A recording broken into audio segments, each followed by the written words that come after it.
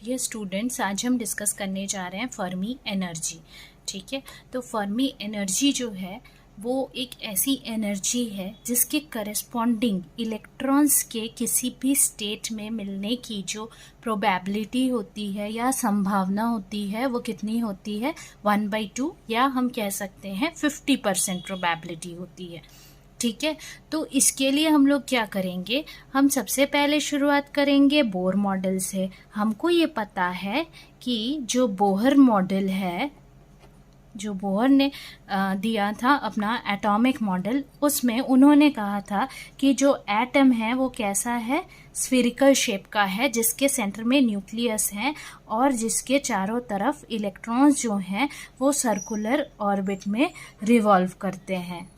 ठीक है, circular orbits में, या जिसको हम कहते हैं शेल्स में। ठीक है, कुछ जो शेल्स हैं वो इनर शेल्स होते हैं और जो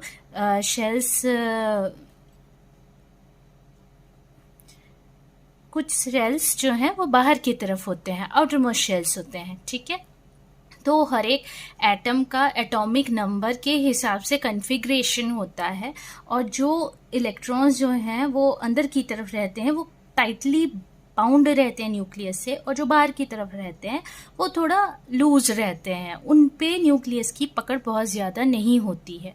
जो एनर्जी होती है अंदर वाले शेल की हम कैलकुलेट भी कर चुके हैं, तो वो लगभग 13.6 - 13.6 इलेक्ट्रॉन वोल्ट के आसपास होती है। ठीक है, अब देखिए यहाँ पे हमारे को निकालना क्या है कि फर्मी लेवल यहाँ पे कहाँ पे एग्जिस्ट कर रहा है।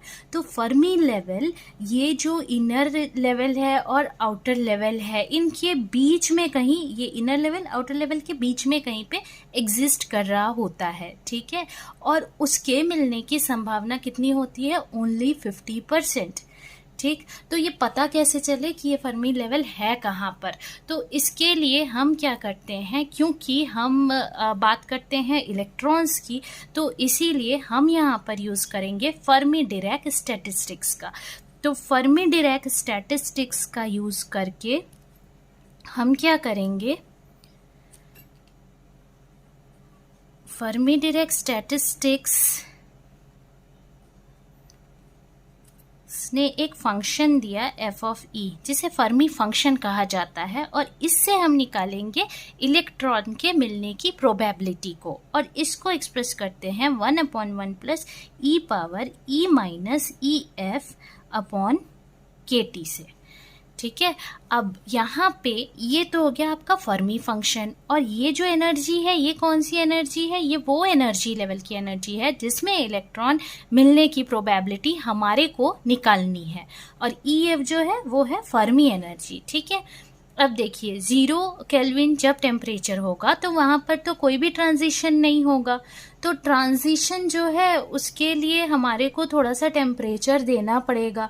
तो एक काम करते हैं, हम 3 अलग अलग एनर्जी लेवल्स ले लेते हैं। ठीक है, सच दैट कुछ इस तरीके से हम 3 एनर्जी लेवल्स यहाँ पे लेते हैं, E2, E1, और इनके बीच में कंसीडर करते हैं जो तीसरा वाला EF, इसका नाम देते हैं फर्मी एनर्जी लेवल। ठीक है, अच्छा, E1 जो है एनर्जी जो है इस तरफ बढ़ रही है, यानी कि E1 जो है वो ग्रेटर देन EF हो रहा है। जो E1 की एनर्जी है वो EF की एनर्जी से ज़्यादा है। अब हम निकालते हैं इलेक्ट्रॉन के मिलने की प्रोबेबिलिटी। ठीक, तो इलेक्ट्रॉन के मिलने की प्रोबेबिलिटी निकालते हैं। सबसे पहले हम निकालेंगे probability of finding electron in E1 में निकालेंगे, तो हम इसको नाम दे रहे हैं f(E1), फर्मी फंक्शन से निकाल रहे हैं 1/1 + e⁻⁡ ठीक है, अब हम ये कह रहे हैं कि टेम्परेचर हमारा क्या है, यहाँ पर एब्सोल्यूट 0 है, एब्सोल्यूट 0 है, यानी कोई भी ट्रांजिशन यहाँ पर नहीं हो रहा है। तो इसकी वैल्यू क्या हो जाएगी, 1/1 + T जो है वो 0 है, तो E का पावर E1 आपका ग्रेटर है EF से, तो ये कुछ पॉजिटिव वैल्यू आएगी, और ये पॉजिटिव वैल्यू आएगी, सपोज 1 ले लेते हैं पॉजिटिव वैल्यू, KT की वैल्यू हमने ले ली 0 क्योंकि T 0 है आपका, तो फिर इसकी वैल्यू क्या हो गई 1/1 प्लस e पावर इन्फिनिटी। अब e पावर इन्फिनिटी क्या होता है आपका, इन्फिनिटी होता है, तो 1/1 प्लस इन्फिनिटी, यानी कि ये क्या आ जाएगा आपके पास, इसका वैल्यू 1/इन्फिनिटी विल बी 0। तो इसका मतलब इलेक्ट्रॉन के इवन एनर्जी लेवल में मिलने की जो प्रोबेबिलिटी है वो कितनी आई आपके पास, 0। अब इलेक्ट्रॉन जो है वो हायर लेवल पे तो स्टेबल नहीं रह सकता है, वो हमेशा नीचे आने की कोशिश करता है, ठीक है। तो अब हम लोग क्या करेंगे, प्रोबेबिलिटी निकालेंगे of finding electron in E2 energy level पे प्रोबेबिलिटी क्या होगी, f of E2 is equals to 1/1 plus e power E2 minus EF upon KT। अब देखिए E2 जो है आपका E1 बड़ा है EF से, EF बड़ा है E2 से, यानी E2 छोटा है आपके EF से, तो E2 छोटा है EF से, यानी ये वैल्यू मेरे पास क्या आएगी, नेगेटिव आएगी। तो is equals to 1 plus e power कुछ नेगेटिव वैल्यू अपॉन 0, यानी minus infinity. e power minus infinity क्या हो गया आपका 1/1 प्लस, अगर मैं इसको लिखूं 1 प्लस 1 अपॉन ई पावर इन्फिनिटी, ऐसा लिख सकते हैं, तो 1/1 प्लस ई पावर इन्फिनिटी यानी इन्फिनिटी, यानी 1 प्लस 0, तो इसकी वैल्यू कितनी आ गई 1, यानी 100% प्रोबेबिलिटी है कि आपको E2 में इलेक्ट्रॉन तो मिलेगा ही मिलेगा, ठीक है।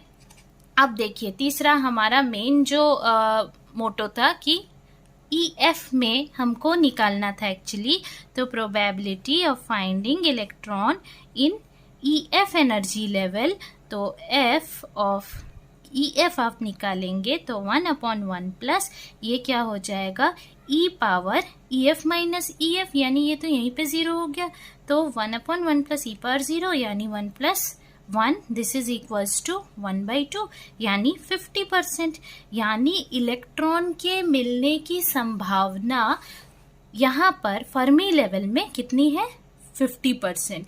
तो इसके करस्पॉन्डिंग जो एनर्जी होगी वो कितनी होगी आपकी, इसके करस्पॉन्डिंग एनर्जी जो होगी उसी को हम क्या कहेंगे, फर्मी एनर्जी, यानी उस लेवल की एनर्जी जिसमें इलेक्ट्रॉन के ऑक्यूपेशन की प्रोबेबिलिटी कितनी होगी आपकी 50%, या फिर हमने उसी को प्रूव किया, हमने उसी को निकाला कितना 1/2, ठीक है। तो आज के लिए इतना ही। अगर ये वीडियो पसंद आए तो शेयर लाइक सब्सक्राइब जरूर करें। Thank you.